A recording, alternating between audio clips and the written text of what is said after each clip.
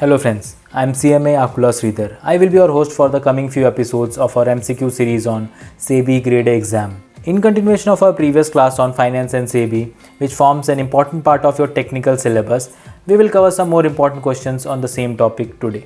Friends, this technical syllabus is having 100 marks in phase 1 and it has 2/3 weightage of your phase 2 of SEBI Grade A exam. And friends, you can find the entire technical syllabus of SEBI Grade A exam chapter wise, topic wise on Finance MCQ website in MCQ question format. You can visit the website and practice the entire technical syllabus there. I have put the website link on the description box below.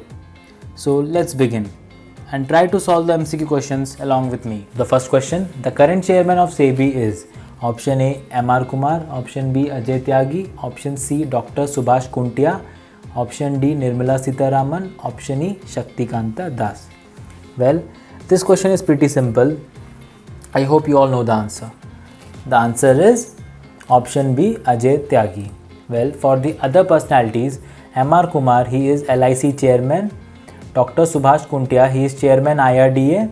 Nirmala Sitharaman, she is our finance minister, while Shaktikanta Das, he is RBI governor. Next question, the headquarters of SEBI is located at option A New Delhi, option B Ahmedabad, option C Chennai, option D Bengaluru, option E Mumbai. So friends, the correct answer is option E Mumbai. So friends, remember that SBI had its headquarters in Mumbai and has its northern, eastern, southern and western regional offices at New Delhi, Kolkata, Chennai and Ahmedabad respectively. Next question, DAS is an open-ended scheme which invests in government securities across maturity. The option A Credit Risk Fund, option B Gilt Fund, option C Floater Fund, option D Dynamic Bond Fund, option E none of these. So friends, always remember that whenever we are speaking about government securities, it has to be Gilt Fund. While others, Credit Risk Fund is an open-ended debt scheme which invests in below highest rated corporate bonds. Floater Fund, on the other hand, is an open-ended debt scheme primarily investing in floating rate instruments. And finally, Dynamic Bond Fund is an open-ended debt scheme which invests in debt instruments across durations.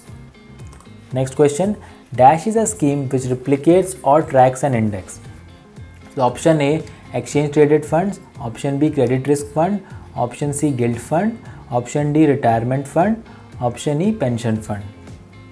So friends, the correct answer is option A Exchange Traded Funds. Exchange Traded Funds are basket of securities similar to mutual funds and are traded on stock exchange like a stock, while retirement or pension fund invests money in long duration debts or equity stock mainly to cater to retirement or pension requirements of investors.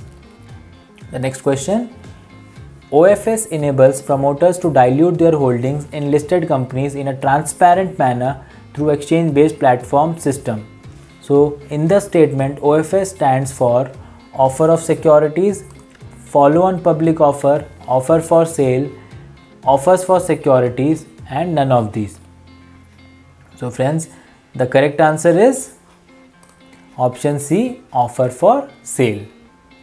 Moving on to the next question, DASH refers to the internal rate of return earned by an investor when he holds the bond till maturity.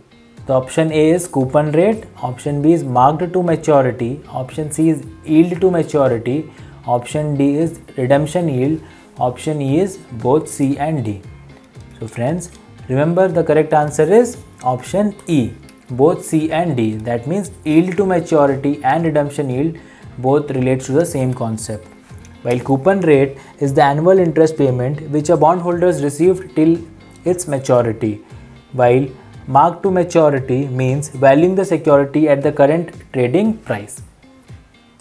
Next question, the oldest stock exchange in India is option A National Stock Exchange, option B Bombay Stock Exchange, option C Kolkata Stock Exchange, option D India International Exchange and option E none of the above. So friends, remember that the oldest stock exchange of India is Bombay Stock Exchange, BSE. BSE is formed in the year 1875 as the Native Share and Stock Brokers Association, while NSE was founded in 1992, CSE in 1908, India annexed recently at 2017?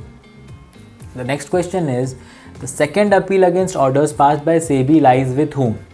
Option A, Supreme Court. Option B, High Court of the State. Option C, Securities Appellate Tribunal. Option D, District Magistrate. Option E, Sessions Court. So friends, what is the correct answer? It is option A, Supreme Court. So friends, here my question is, with whom the first appeal against SEBI lies with? So please comment in the comment box below. We will discuss in tomorrow's video. The next question, a Securities Appellate Tribunal is a dash members tribunal. Option A 5, option B 3, option C 7, option D 9, option E 10. So friends, what is the correct answer? Remember friends, Securities Appellate Tribunal is a 3 members tribunal consisting of the president officer and 2 other members. RBI will nominate dash members in board of SEBI amongst its officials. So options are option A 1, option B is 2, option C is 3, option D is 4 and option E is 5. So friends, remember the correct answer is that RBI will nominate only 1 member. So this is the question of Securities and Exchange Board of India Act 1992. So friends, remember that SEBI board will have 1 chairman, 1 rep of RBI, 5 members by central government and 2 members from ministries of central government dealing with finance and administration of Companies Act. Friends, if you want to practice more such type of MCQ questions from your technical syllabus, I request you to kindly visit Finance MCQ website. It has entire SEBI graded technical syllabus in MCQ format. 2000 plus subject wise, topic wise MCQ questions to practice. It has explanation for correct answer wherever required. Plus 25 test series to practice from your technical syllabus. So friends, don't miss this golden opportunity and increase your selection chances significantly. Website link is given in the description box below. If you have any questions, please write in the comment box below. I will try to address them and I will come up with new MCQ questions to practice on SEBI grade A exam. Till then, take care and thank you for watching.